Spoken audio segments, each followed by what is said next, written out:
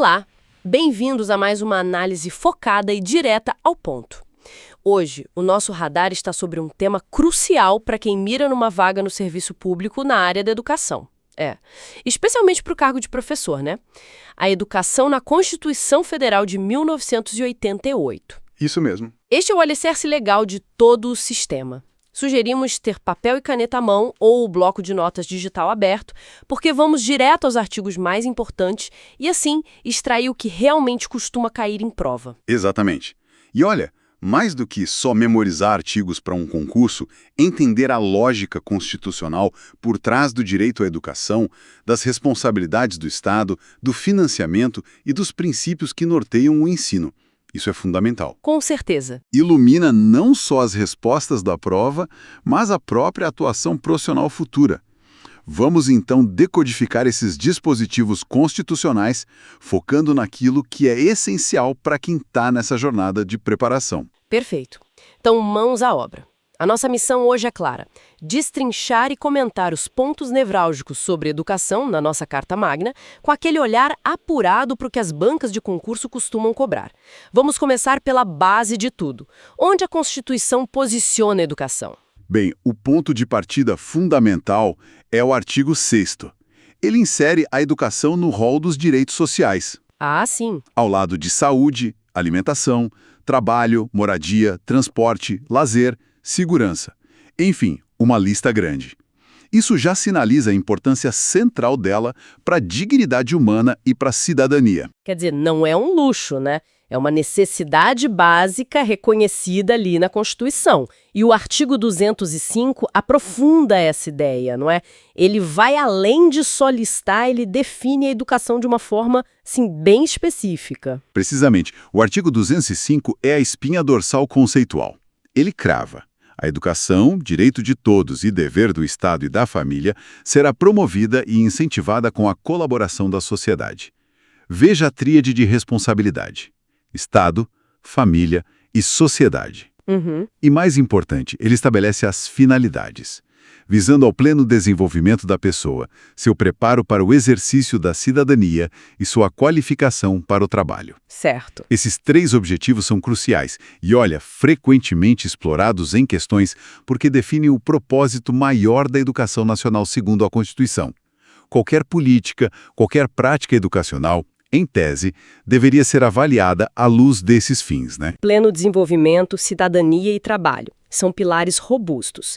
E para que essa educação com esses objetivos seja efetivada, o artigo 206 estabelece os princípios que devem reger o ensino. É como se fossem as regras do jogo, certo? Exato.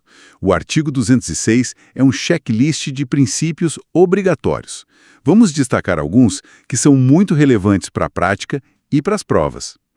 O inciso I fala da igualdade de condições para o acesso e permanência na escola. Ah, permanência, importante isso. Sim, não basta abrir a porta, tem que garantir que o aluno possa ficar. O inciso 2º garante a liberdade de aprender, ensinar, pesquisar e divulgar o pensamento, a arte e o saber, um pilar da autonomia pedagógica. O 3, o pluralismo de ideias e de concepções pedagógicas, que veda um pensamento único e estimula a diversidade. E o IV, claro, a gratuidade do ensino público em estabelecimentos oficiais. E tem princípios que tocam diretamente na carreira docente, né? Esses são sempre pontos quentes em concursos. Sem dúvida. O inciso V é central para os profissionais. Valorização dos profissionais da educação escolar. E a Constituição não deixa isso vago. Ela garante, na forma da lei, planos de carreira com ingresso exclusivamente por concurso público de provas e títulos aos das redes públicas. O concurso já aí. Exato. E também um piso salarial profissional nacional. Veja como o concurso público e o piso já estão ancorados aqui. Isso é fundamental. A Constituição conecta diretamente a valorização do professor à qualidade da educação. Entendi. Não é só uma questão trabalhista, é uma condição para o ensino de qualidade. Essa conexão é poderosa mesmo. Então, condições dignas de trabalho e remuneração para o professor não são um favor, são um princípio constitucional para garantir a qualidade. E temos mais no 206? Sim, e muito relevantes. O inciso 6 estabelece a gestão democrática do ensino público, na forma da lei. Isso aponta para mecanismos de participação da comunidade escolar, pais, alunos, funcionários, professores, nas decisões da escola. Tipo conselhos escolares, eleições para diretores? Exato, embora a implementação concreta varie muito Brasil afora, né? E o inciso 7, a garantia de padrão de qualidade. Esse princípio dialoga com todos os outros. Não basta oferecer ensino, ele tem que ter qualidade. Um conceito complexo, mas que a Constituição exige que seja buscado. Gestão democrática e padrão de qualidade. Princípios que geram muito debate sobre como tornar realidade no dia a dia, né? Bom, fechamos então os princípios do 206. Agora, vamos ao dever do Estado, detalhado no artigo 208. A Constituição não se contenta em dizer que é dever, ela especifica como esse dever se concretiza. Exatamente. O artigo 208 é uma lista extensa e detalhada das garantias que o Estado deve assegurar. É um artigo que, olha, despenca em provas. Para não ficar só numa lista corrida, podemos talvez agrupar essas garantias. Boa ideia. Primeiro, temos o bloco do acesso e universalização. Garantir a educação básica obrigatória e gratuita dos 4 aos 17 anos. Dos 4 aos 17? Isso, inclusive para quem não teve acesso na idade certa. E também a progressiva universalização do ensino médio gratuito. Então, a obrigatoriedade vai dos 4 aos 17 anos, cobrindo pré-escola, fundamental e médio. E o ensino médio gratuito deve ser expandido para todos. Qual seria o segundo bloco de garantias? Podemos pensar na inclusão e equidade. O artigo garante o atendimento educacional especializado aos portadores de deficiência, preferencialmente na rede regular de ensino. Ah, o preferencialmente é chave aí, né? É a chave. Indica a prioridade da inclusão no ensino comum, garante também o atendimento em creche e pré-escola às crianças até 5 anos de idade e o acesso aos níveis mais elevados do ensino, da pesquisa e da criação artística, segundo a capacidade de cada um. Meritocracia no acesso ao superior, por exemplo. Isso, e também a oferta de ensino noturno regular, adequado às condições do educando, pensando nos trabalhadores, né? Faz sentido. E parece que tem um terceiro bloco focado no suporte ao estudante, para além da sala de aula. Sim, o que a gente poderia chamar de condições de permanência e suporte. O inciso 7º do 208 garante o atendimento ao educando em todas as etapas da educação básica por meio de programas suplementares. Que seriam? Material didático escolar, transporte, alimentação e assistência à saúde. Isso mostra uma visão integral do estudante, reconhecendo que fatores fora da escola impactam diretamente o aprendizado e a permanência. É uma responsabilidade bem ampla do Estado. Nossa, essa divisão em blocos acesso, inclusão, equidade e suporte ajuda a visualizar a dimensão desse dever estatal. É muito mais que só oferecer a vaga, né? Com certeza. E como essa responsabilidade toda se divide entre União, Estados e municípios? O artigo 211 fala em regime de colaboração. Como isso funciona na prática? Ou melhor, na teoria constitucional? Bom, o artigo 211 organiza essa divisão de tarefas, que é essencial para entender a estrutura federativa da educação brasileira. A União organiza o sistema federal e financia suas instituições, universidades, institutos federais, etc. Mas ela tem também uma função crucial, redistributiva e supletiva. O que isso quer dizer na prática? Quer dizer que ela deve ajudar estados e municípios, técnica e financeiramente, a garantir a equalização de oportunidades e um padrão mínimo de qualidade em todo o país. Ela não atua prioritariamente na educação básica, mas tem esse papel de coordenação e principalmente de apoio financeiro. Entendi. E os estados e municípios, onde eles focam sua atuação prioritária? Isso sempre cai, né? Sempre é um ponto clássico de concurso. Os estados e o Distrito Federal atuam prioritariamente no ensino fundamental e médio. Fundamental e médio para os estados e DF. Isso. Já os municípios atuam prioritariamente no ensino fundamental e na educação infantil, creches e pré-escolas. Fundamental e infantil para os municípios. Exato. A palavra prioritariamente é importante. Não significa exclusividade, mas indica onde cada ente deve concentrar seus esforços principais. Na prática, essa divisão gera desafios de articulação e, às vezes, tensões sobre quem é responsável pelo quê. Mas a ideia constitucional é de colaboração mútua. Entendido. Prioridades definidas, mas a colaboração é a chave. Isso nos leva a um ponto sempre sensível e crucial: O financiamento. Como a Constituição garante que vai ter recurso para tudo isso? O artigo 212 trata disso, estabelecendo percentuais mínimos de investimento, né? Correto. O artigo 212 é um dos pilares da sustentação financeira da educação. Ele é taxativo. A União aplicará anualmente nunca menos de 18%. 18% União. E os estados, o Distrito Federal e os municípios, nunca menos de 25%. Exato.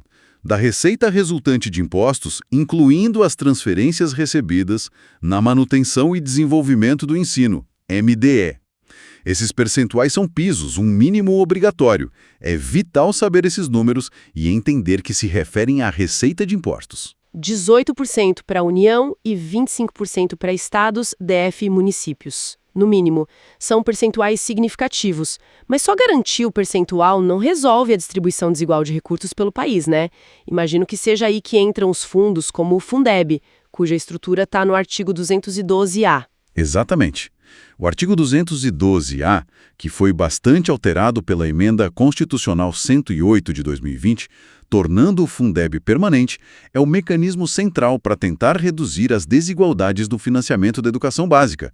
Ele institui fundos estaduais e um no DF, de natureza contábil, formados por uma cesta de impostos e transferências de estados e municípios. A grande sacada é a complementação da União, Ah, a complementação. que entra para ajudar os fundos que não atingem o valor mínimo por aluno definido nacionalmente. E como funciona essa complementação da União? Você mencionou umas siglas VA, AF, VAT, VAR na nossa conversa antes.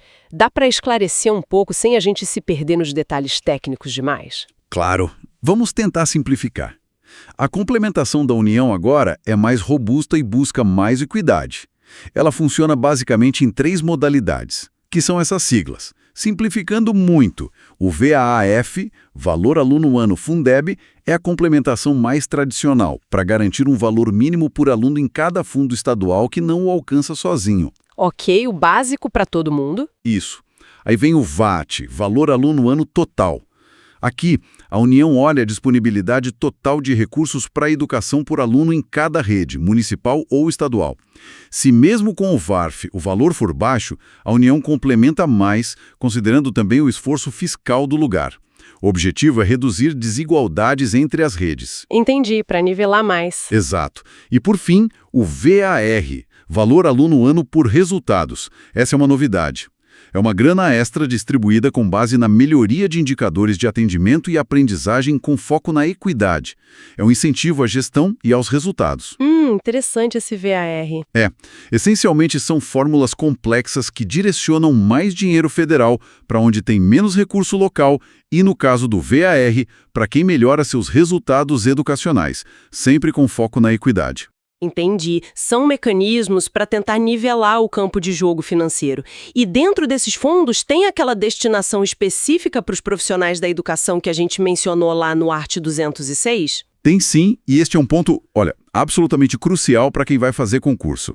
O inciso XI do artigo 212-A estabelece que uma proporção não inferior a 70% de cada Fundeb estadual ou distrital será destinada ao pagamento dos profissionais da educação básica em efetivo exercício. 70%? 70% no mínimo.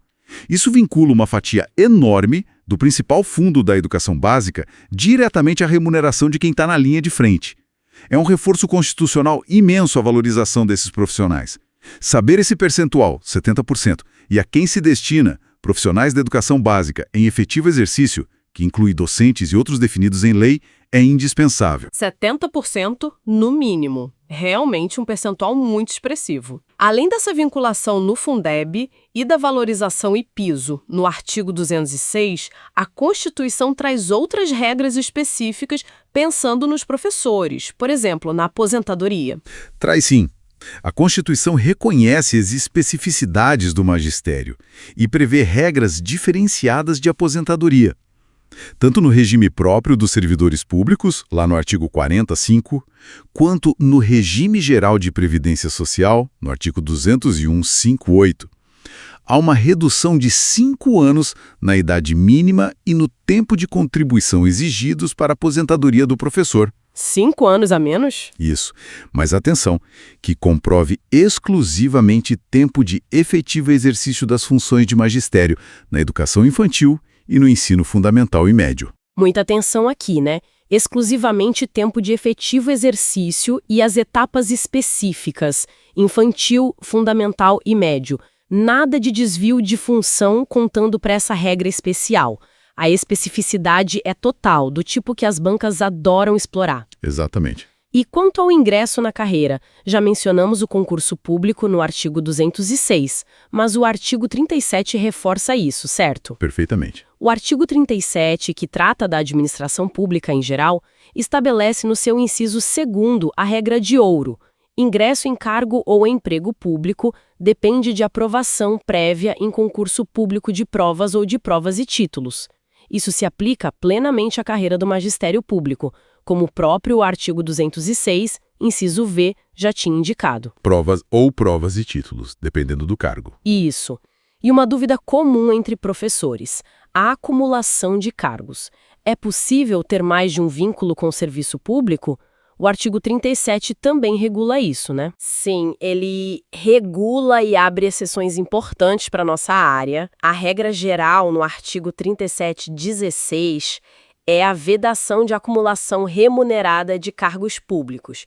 Porém, o mesmo inciso permite a acumulação, desde que haja compatibilidade de horários, nas seguintes situações que nos interessam. A de 2 cargos de professor. 2 de professor pode. Pode. E B, a de 1 cargo de professor com outro técnico ou científico. Professor mais um técnico ou científico. Isso. Tem também a alínea C para profissionais de saúde, mas para a educação as alíneas A e B são as mais relevantes. É possível ser professor em 2 redes públicas diferentes, ou ser professor e ter outro cargo técnico, sei lá, um pedagogo em outra função, ou um cargo administrativo que exija formação específica, sempre respeitando a compatibilidade de horários. Ótimo esclarecimento. 2 cargos de professor, ou um de professor mais um técnico científico, se os horários permitirem. Isso oferece alguma flexibilidade. Saindo um pouco da esfera pública, como a Constituição trata o ensino privado? O artigo 209 diz que ele é livre. É livre, mas não é uma liberdade absoluta, né? O artigo 209 estabelece que o ensino é livre, a iniciativa privada, porém, sob 2 condições cumulativas. Primeiro, cumprimento das normas gerais da educação nacional, que vem da União, como a LDB, e segundo, autorização e avaliação de qualidade pelo poder público. Ah, então tem controle. Tem. Ou seja, o Estado não abre mão de regular e fiscalizar a qualidade do ensino oferecido pela rede privada. Não é um vale-tudo, há um controle estatal necessário. E existe a possibilidade de escolas privadas receberem dinheiro público? O artigo 213 parece tratar disso? Sim, mas com restrições muito claras. O artigo 213 permite que recursos públicos sejam destinados a escolas comunitárias, confessionais ou filantrópicas. Que são as sem fins lucrativos, certo? Exato, definidas em lei como entidades sem fins lucrativos. Para receberem esses recursos, elas precisam cumprir exigências rigorosas. Primeiro, comprovar finalidade não lucrativa e aplicar seus excedentes financeiros em educação. E segundo, assegurar a destinação de seu patrimônio a outra escola do mesmo tipo ou ao poder público, caso encerrem suas atividades. Entendi. A ideia é garantir que o dinheiro público fomente a educação através de entidades que realmente tenham um fim social e não o lucro. Escolas privadas com fins lucrativos, em regra, não podem receber recursos públicos diretos para suas atividades de ensino. Regras bem definidas para evitar desvios. Para a gente ir fechando esse panorama constitucional, temos o artigo 214, que menciona o Plano Nacional de Educação, PNE. Qual o papel desse plano? O artigo 214 é estratégico. Ele determina que a lei estabelecerá o Plano Nacional de Educação, o PNE, com duração decenal, ou seja, de 10 anos. 10 anos de planejamento. Isso. O PNE é o grande instrumento de planejamento da educação brasileira. Seu objetivo é articular o Sistema Nacional de Educação, União, Estados, municípios, em regime de colaboração e definir diretrizes, objetivos, metas e estratégias para assegurar a manutenção e o desenvolvimento do ensino em todos os níveis e modalidades. Ele busca concretizar os objetivos da Constituição, com metas específicas para, por exemplo, erradicar o analfabetismo, universalizar o atendimento, melhorar a qualidade, formar para o trabalho e promover o desenvolvimento científico e tecnológico do país. Cada PNE é um mapa para a década seguinte da educação. Um plano decenal para dar direção e integração às políticas. E por fim, mas não menos importante, temos o artigo 227, que parece reforçar a importância da educação sob a ótica da infância e juventude. Exatamente. O artigo 227 é um artigo fundamental dos direitos da criança e do adolescente. Ele estabelece que é dever da família, da sociedade e do Estado assegurar à criança, ao adolescente e ao jovem, com absoluta prioridade, uma série de direitos, incluindo, claro, o direito à educação. Absoluta prioridade. E também colocá-los a salvo de toda forma de negligência, discriminação, exploração, violência. Esse artigo reforça a centralidade e a urgência da garantia do direito à educação para as novas gerações, tratando-os como sujeitos de direitos com prioridade máxima nas políticas públicas. Então fizemos um sobrevoo bastante completo, hein? Começamos vendo a educação como direito social lá no artigo 6º e dever de todos no 205, com finalidades claras. Passamos pelos princípios essenciais do 206, incluindo a valorização profissional e a gestão democrática.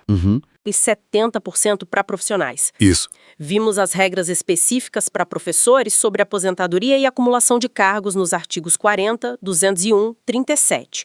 O papel regulado do ensino privado nos 290, 213, a importância estratégica do PNE no 2114 e a prioridade absoluta dada à educação da criança e do adolescente no 227. Ufa! Sim, cobrimos os principais dispositivos constitucionais que estruturam a educação do Brasil. Vimos o arcabouço legal, os comandos que devem guiar as políticas e as práticas, e a partir dessa análise, talvez fique uma reflexão interessante, né? Especialmente para quem se prepara para atuar na área. Qual seria? A Constituição estabelece princípios como a gestão democrática do ensino público, artigo 206-V, e o regime de colaboração entre os entes federados, artigo 211. Como é que esses mecanismos, na prática cotidiana das escolas, das secretarias de educação, espalhadas por um Brasil tão diverso, tão desigual, como eles podem ser efetivamente utilizados para concretizar a garantia de padrão de qualidade? Artigo 206-7. Boa pergunta. Como transformar esses comandos normativos tão bem escritos em melhorias reais na experiência educacional de milhões de estudantes? Fica aí a questão. Excelente ponto para reflexão. Como fazer a ponte entre a letra da lei, tão detalhada e assim cheia de boas intenções, e a realidade complexa das salas de aula e dos sistemas de ensino? Uma questão fundamental para todos os envolvidos com a educação. Esperamos que esta nossa conversa detalhada sobre a Constituição Federal seja uma ferramenta valiosa na preparação de quem nos ouve. Boa sorte nos estudos e até a próxima!